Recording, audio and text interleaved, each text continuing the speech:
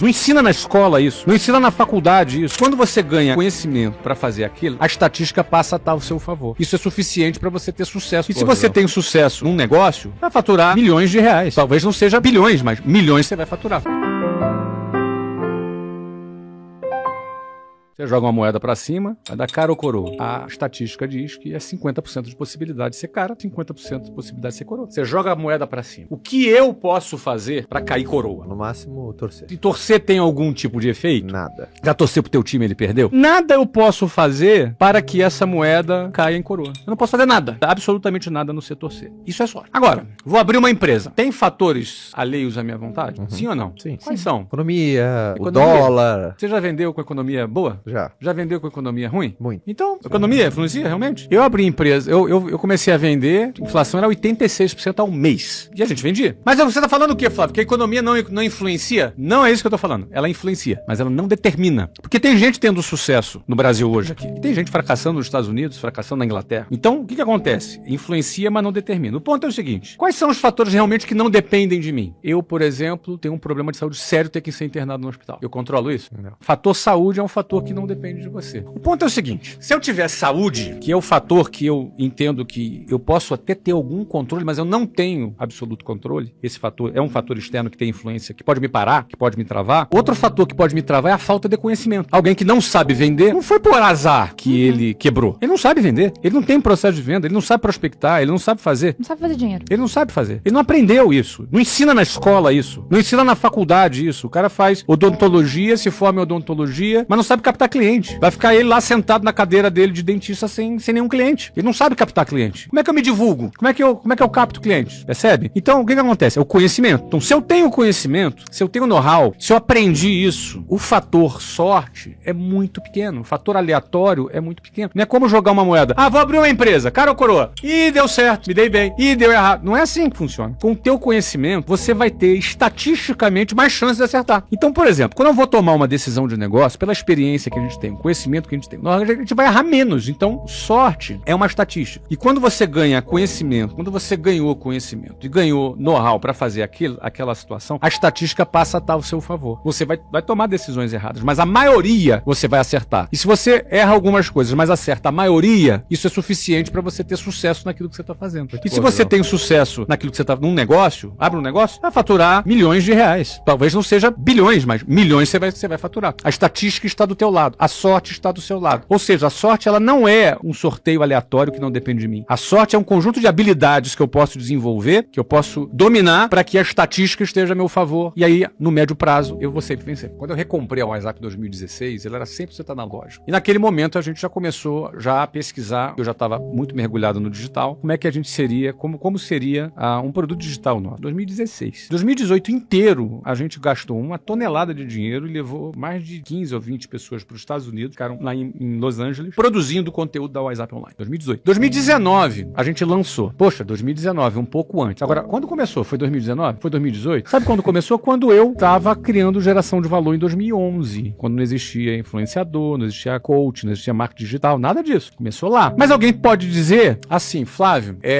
mas você poderia ter aprontado esse produto para 2021. E quando a pandemia chegou, você poderia não ter esse produto. Isso é verdade absoluta. E que mérito eu tive nisso? Nenhum. Isso foi um presente que eu ganhei. É verdade. É um presente. Ganhei esse presente. O timing da nossa foi um timing perfeito para a pandemia. Porque quando entrou a pandemia, eu já tinha o produto e a gente estourou. Eu não tive. Agora, estatisticamente, eu estava trabalhando nisso há um tempão. Não é uma coisa aleatória. Agora, o timing ter coincidido naquele momento foi um presente que eu ganhei. Quer chamar isso de sorte? Tá bom, pode ser sorte. Agora, o que aconteceria se eu não tivesse aquele produto pronto 4 meses antes? O que ia acontecer é que eu ia aprontar ele nos 4 meses seguintes, ia gastar uma grana a mais, ia deixar de faturar alguma coisa, mas chegaria no mesmo lugar. Como muitas outras empresas tiveram que fazer. Como muitas outras empresas tiveram que fazer. Como eu mesmo já tive que fazer em outras situações. Então, nesse momento, o timing me favoreceu, entendeu? Agora, quando você tá no jogo, quando você tá fazendo as 100 ligações, a sorte acontece também. Esse é o ponto, entendeu? Então, isso me ajudou a eu me antecipar um tempo e ter faturado um pouco mais. Mas se não tivesse esse produto, a gente teria feito 4 meses depois, entendeu? A capacidade de gerar dinheiro, dinheiro é diferente da capacidade de gerenciar o dinheiro. São duas capacidades diferentes. Algumas pessoas têm as duas. Outras têm só uma. Outras têm nenhuma. Então, vamos lá. O cara que conseguiu a capacidade de gerar dinheiro, ele pode ser que ele não tenha a capacidade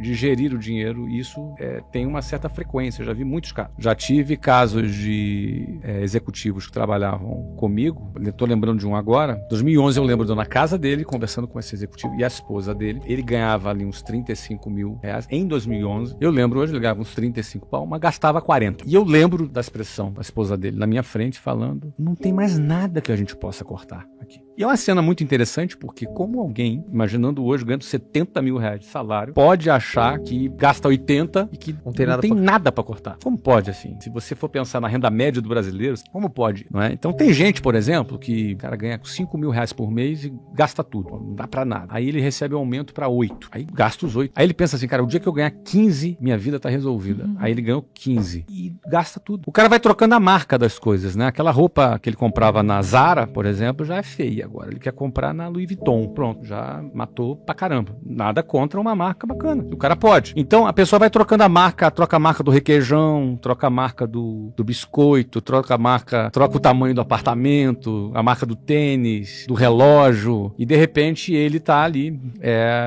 Então, no fundo, é como se, por mais que ele ganhe, ele sempre tem um defeitozinho aqui no consumismo dele que ele vai gastar mais. Eu tive o privilégio de ter a Luciana do meu lado, que a Luciana sempre foi a gestora financeira. Eu acredito muito na parceria de quem tem competência de gerar dinheiro junto com quem tem competência de gerir o dinheiro. Inclusive numa empresa. Eu acredito muito em dois sócios de uma empresa. Geralmente, quando a gente orientava uma franquia, eram geralmente dois sócios. Eu acredito muito assim, um cuidando da venda, o outro cuidando da gestão. Eu acredito muito nessa parceria. Eu acho que o ideal, o mundo ideal, Fabi, para aquele cara que ganha, que gera dinheiro, se ele tiver um parceiro ou uma parceira que se responsabilize pela outra parte. E que esses dois caminhem juntos e façam pactos, acordos, e que esses acordos sejam cumpridos. Sabe aquela que, amor, cheguei aqui, comprei, era uma oportunidade única. Já viu isso?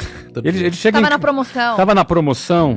Tem que ter disciplina, tem que ter orçamento, alguém que cuide do orçamento. Geralmente o cara que ganha grana, ele sempre pensa que ganha muito mais do que ganha de fato. Geralmente ele tem ganho variável. Ainda. É pior ainda porque ele pensa assim, quer ver? Ele ganha em média 7 mil por mês. Só que tem mês que ele ganha 5, tem mês que ele ganha 9, mas a média é 7. Pra mim, o maior inimigo do enriquecimento é estilo de vida. Estilo de vida. Então, olha só, ele ganha 7, tem mês que ele ganha 5, mas tem mês que ele ganha 9. Mas na cabeça dele, ele ganha 9 sempre. Sim. Ele ganhou 9 uma vez, eu ganho 9 sempre. Então, na cabeça dele, ele começa a ter o estilo de vida de 9. Então, o ideal é sempre a gente ter, por exemplo, você ganha 5, recebeu um aumento pra 8, cara, meu conselho, continua vivendo no 5. Continua vivendo no 5. E o 3, você vai investir no teu futuro. É isso aí. Aí aumentou para 12. Cara, aumenta para 6 o teu custo de vida e os outros. Pô, mas Flávio, até quando? Compensa. Isso é um estilo de vida. Tem gente que se preocupa muito em parecer rico. É verdade. É muito melhor você estar juntando uma grana. Pô, gente, a Selic tá 12,75. E vai subir mais. Sabe o que isso significa? Significa que você botar 100 mil reais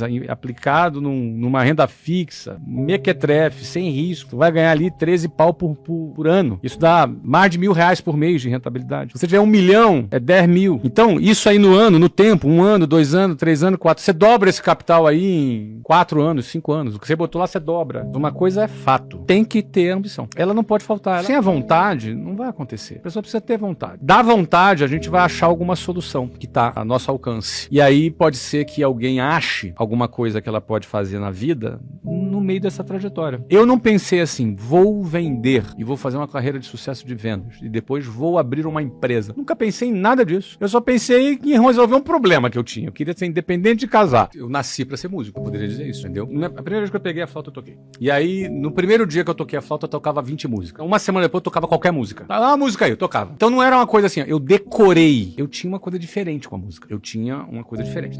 Então assim, se eu fosse dizer por inclinação, eu poderia ser músico, se eu tivesse estudado, viveria de música e seria super legal. Eu não diria que eu nasci pra vender. That's the point. Esse é o ponto. Porque eu sempre fui tímido, sempre fui retraído, sempre fui uma pessoa, assim, rolava uma festa e eu tava no cantinho. Eu sou assim. Então eu não sou aquele cara que tem aquele estereótipo expansivo, entendeu? Mas senta aqui, bota o microfone, a gente tá conversando, eu tô aqui realizando como se fosse uma venda, um trabalho aqui. Então, teoricamente, o que me levou a vender, eu já falei algumas vezes, é o porque venda foi meio para um fim, que era ganhar grana, para eu me casar, para depois eu ter minha vida, construir as coisas que eu queria, etc, etc e tal. Então eu penso que quando a gente deseja alguma coisa, ambiciona alguma coisa na nossa vida, a gente ativa alguns poderes que não são naturais, que a gente tem que tomar posse desses poderes e a gente lutar com aquelas armas e começar a desenvolver essa competência com essas armas. Então, a venda foi uma dessas armas que apareceram na minha vida e que eu enxerguei, com essa arma eu vou atingir o que eu quero. Então, eu comecei a lutar, usar essa arma, usar, daqui a pouco eu fiquei bom nessa arma e fiquei bom, mesmo não sendo a minha aptidão natural, minha inclinação genética, digamos assim. Então, eu penso que o dom é uma inclinação que a gente recebe, é um sorteio genético que a gente recebe. Dom é isso. Agora, um dom não desenvolvido, ele pode ser enterrado. Ele é um desperdício. Ele pode ser desperdiçado. De certa maneira, se eu quisesse ser um músico